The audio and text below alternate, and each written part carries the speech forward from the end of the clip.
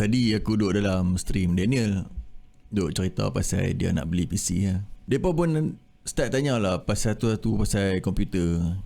Waktu main dekat bahagian rate, aku rasa masa mereka tanya tu mereka tengah tengok kotak motherboard kot. Tanya pasal rate bagai. Soalan ni tak adalah penting gila-gila sangat, cumanya sebab dia tulis kerap-kerap kan kat kotak dekat web dia. So apa tu rate?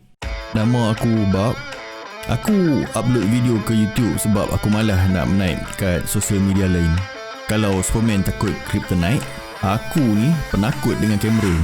Inilah usaha aku nak lawan takut yang aku reka sendiri dalam kepala otak aku ni.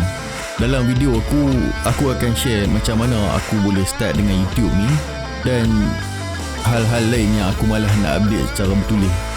Support aku, tekan subscribe, tanda hampa sokong usaha aku ni.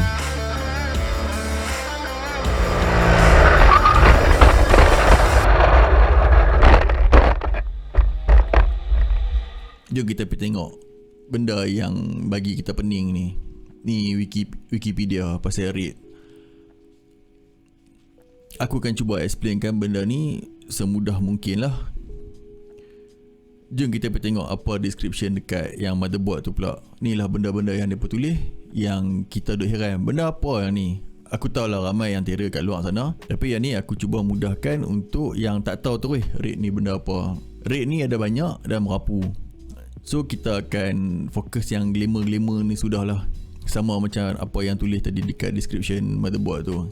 Sebelum aku explain rate, aku explain dulu apa beza hard disk dengan SSD. Sebab rate ni dia cuma limited dekat storage. Kita panggil storage lah.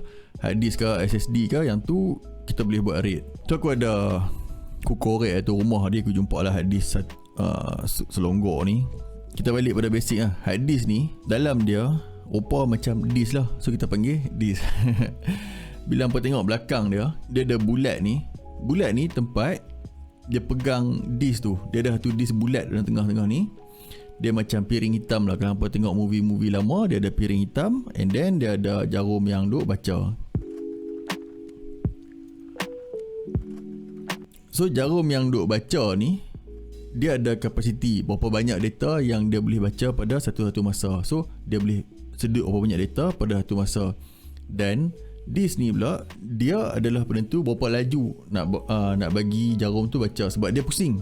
So nampak kan, nampak lah 5400 RPM semua tu. Jadinya kalau kata satu kepala tu boleh baca 1 MB pada satu masa, tu kita cuba baca 100 MB, dia kena pusing 100 kali. Okay, 100 kali untuk dapat 100 MB. So dia akan simpan dalam RAM dululah sementara dia nak proses buat apa-apa pun. Contoh kata dia tengah pusing, tiba-tiba baru baca 1 MB, data tu pindah pergi depan dah. Lepas tu kita nak baca lagi 1 MB. Yang tu kita panggil latency. Sebab kita dah terlepas baca tadi, tunggu pula. Kita terpaksa tunggu dia pusing mai satu round lagi. Tunggu dia terpusing mai satu round lagi. Macam kita terlepas bas, itu latency. Hang terlepas bas, hang buat macam mana pun hang akan lambat. Pasal kita kena tunggu dia pusing. Satu lagi penyebab latency ni sebab PC kita, dia banyak sangat benda penting nak buat. Oh, nak baca data tu, nak baca data ni. So benda tu dia pusing, gerak. Dia nak baca tempat merata. Kita dah boleh baca 1 MB saja. Sebabkan data cluttered tu, pasal tu masa yang HDD ni kita enable disk defragment. Dia susun data tu macam almari lah, susun elok-elok. Senang kita nak baca. So apa manufacturer buat? Depa buat disk tu berlapis-lapis. Hampa tengok nipis ni, dalam ni, contoh kata depa letak satu keping asal. So depa buat jadi 4 keping. Okay, ada 1, 2, 3, 4. Nipis sangat. So kepala tu pun ada 4. So kepala 4 ni depa akan claim baca sebagai 4 Mbps. So sebab 4 sekali baca serentak, dan RPM tadi contoh kata dia pusing 100 round per minit, sebab ada 4, dia pusing sama laju juga. Depa akan claim kata 400 round per minit sebab dia 4 kali pusing. 4 sekali duk pusing serentak. Jadi itu yang buatkan hard disk jadi laju lah. Bagi depa laju pada masa tu. Habis tu berbeza dengan SSD. SSD ni tak laju lah, tapi dia laju lagi pada yang ni. SSD ni dia tak ada disk dalam dia. Dia tak ada spindle. Dia serupa macam kita RAM, kita susun 2 keping tu, simpan atas RAM tu. So data semua duduk atas RAM, baca pun baca serentak semua sekali. So dua-dua ni, yang ni laju lagi, ni slow lagi. Dua-dua ni walaupun hak ni baru, teknologi baru, yang lama masih lama ni. SATA ni cara sambungan dia. Dia adalah teknologi lama, cara sambungan SATA. Cara sambungan SATA ni dah terlampau lama. Dia limit speed dia pada teknologi lama kita tu lah. So and then dia keluar M.2 lah, NVMe semua untuk cucuk storage secara baru yang lebih laju. Tu pasal ada orang ambil instead of SSD dia ambil M.2. Bukan sebab dia kecil je, pasal cara sambungan dia tu lain. Bentuk dia buat macam ni, senang nak pasang casing. Semua casing memang ada mount macam ni kan. Kat notebook semua mount macam ni. Okay, back to topic. Apa benda RAID ni?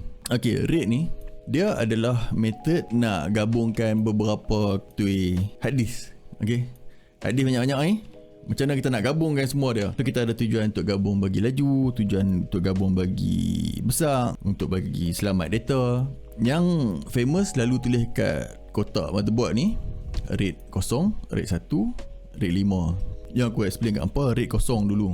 RAID 0 ni adalah keadaan apabila kita nak gabung paling kurang 2 keping hard disk jadi satu. So kalau kata sekeping ni 100GB dan sekeping ni 100GB, kita nak install PC kita. Biasa kita install satu, kita jadi 100GB lah. C tu kita nak nabuh file kat D semua. So kita nak gabungkan 100GB dengan 100GB, nak gabungkan jadi 200GB. So kita panggil RAID 0. So dalam C drive kita dalam window nanti, kita akan nampak dia 200GB. So data dia dah ada 2 SATA masuk baca tu, ada spindle tu. So tadi belah ni 4 jadi 8. Laju lah, benda ni akan jadi laju sebab ni pakai 2 sekali sebagai satu tempat yang sama.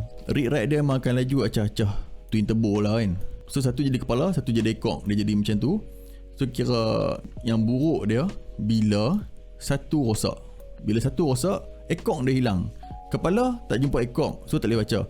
Ekor tak jumpa kepala, tak boleh baca. So salah satu rosak, dua-dua data semua hilang. Sebenarnya tak ada beza sangat pun. Kalau hang pakai hard disk biasa, rosak lah habis kan. Sama juga RAID 1, behavior dia sama macam sekeping hard disk. Satu rosak, dua-dua hilang data. Data ada, cuma kita tak boleh nak baca. Orang biasa tak erti nak baca. Ada geng-geng teknikal erti benda ni.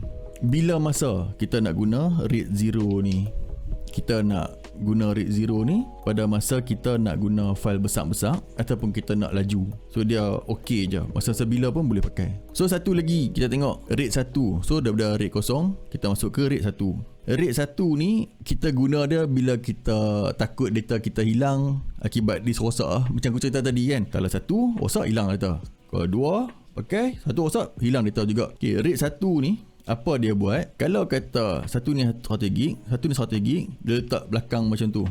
So apa yang akan nampak dalam C drive? Nampak 100GB saja. Sini dia akan transfer data, pi balik dia akan transfer data. Kalau kata satu rosak, satu lagi akan buat kerja.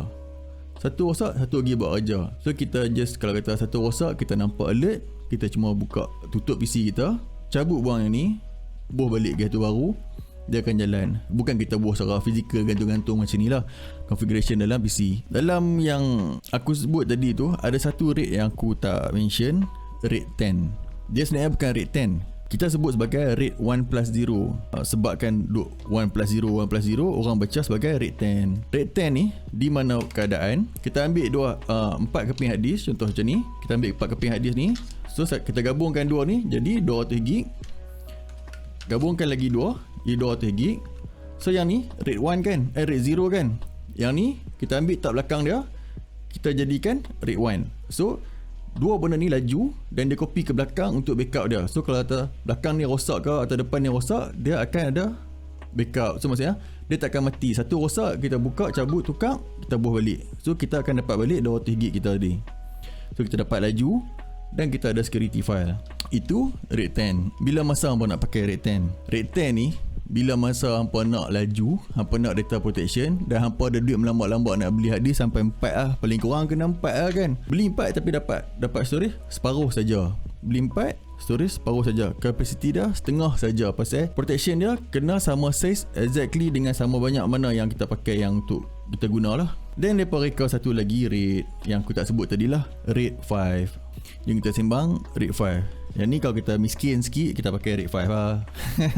Tak ada lah aku kata miskin. Aku kata kalau kita tak maulah spend sampai banyak tu sekali kan. Kita nak laju, kita nak data security. So apa RAID 5 buat? Contoh kata ni hard disk, banyaknya hard disk ni. Contoh kata ni hard disk semua ni. So 4 disk ni kita group, semua 5 ni kita groupkan sebagai satu disk, kita panggil RAID 5. And then daripada semua ni kita decide, okay hang jadi spare. Okay, Dia kira, bukan dikira decide mana satu hard disk. Kita kira okey, satu jadi spare. Mana-mana satu dalam kesemua-semua ni akan boleh jadi spare. Kita allocate satu jadi spare. Maksudnya tolerance kita kalau rosak, maksimum hard disk rosak is satu saja. So contoh kata, hard ni nak rosak. Oh, dia nak rosak. Semua lagi 4 ni akan ambil semua data dia, bubuh kat depa, dan depa akan matikan disk ni. Depa akan matikan disk ni.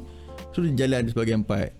So berapa banyak kapasiti kita ada? Kita ada 5 keping disk, tapi kita boleh pakai maksimum 400GB. Kita ada 500GB, 100 tu dia buat spare, 400 je kita boleh pakai. Dia write dia laju, read dia agak slow sikit. Dia tak semacam RAID 10 tadi lah, tapi kalau duit banyak boleh RAID 10, buat RAID 10 lah kan.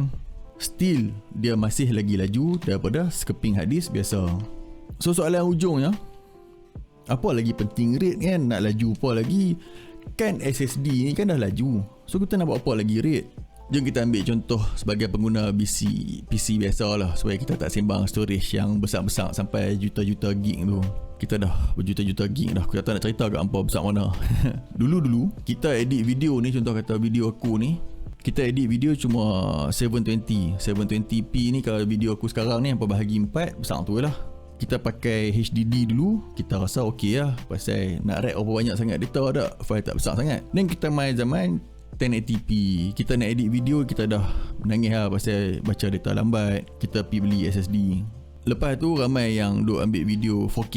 Dia ambil 4K ni macam video aku ni gada 4 kali 4 kan benda ni, itu adalah size 4K. Sebab apa orang ambil size 4K? Walaupun video mereka nak buat 1080 senang, mereka nak zoom, mereka nak crop. Macam kita gambar, kita ambil potong-potong kan. So mereka record 4K untuk siapkan video 1080p. Masa ni kita dah perlukan space yang besar dah sebab nak tak semua-semua file tu. So kadang-kadang hard disk kita beli paling besar pun 4TB sekeping. Orang bila buat production besar-besar perlukan yang besar. So dia akan ratekan benda-benda tu. So sekarang yang buat 4K dah ratekan benda-benda tu, dia patut pakai SSD lah pendapat aku.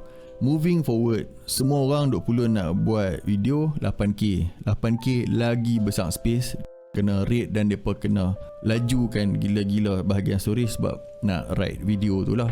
Komputer ni tak ada lah benda baru sangat. Dia pun dah ulang benda-benda yang sama juga. Dari seketul komputer yang besar dulu, dia pun kecil-kecil kan, sampai kata jadi halus lah, sampai main kat kita ni. Lepas dah jadi kecil, save power bagai, slow lah pula. So dia pun start balik jual komputer besar-besar. Macam komputer ni lah, besar-besar ni, buat bagak-bagak ni, nak bagi laju balik. Dulu pakai semua buat benda on-board, GPU on-board, sound card semua on-board. Lah ni semua GPU besar lagi daripada motherboard. Itu external sound card, mixer, kita dah start pakai yang besar balik. Tak payah jauh lah, keyboard mechanical. Dulu semua keyboard mechanical, kita tak buang kan, bising kan. Lah ni semua pakai keyboard mechanical. Mahal tu. Dulu orang tak mau dulu. So depa duk ulang lah benda yang sama ni dari dulu sampai lah ni. Tak ada banyak teknologi innovation sangat pun. Asas pengetahuan ni kita akan ulang sampai bila-bila lah buat masa ni. Satu-satunya inovasi yang aku jumpa is bila masa Apple start buat multitouch. Kan PC kita semua satu je cursor. So maksudnya satu tempat je untuk tekan.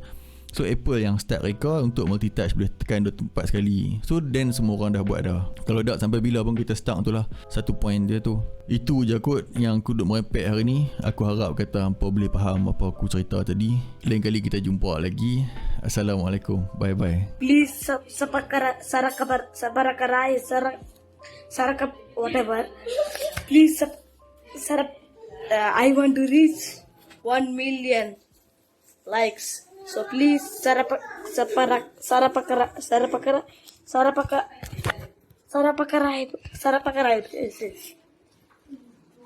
Okay, thank you.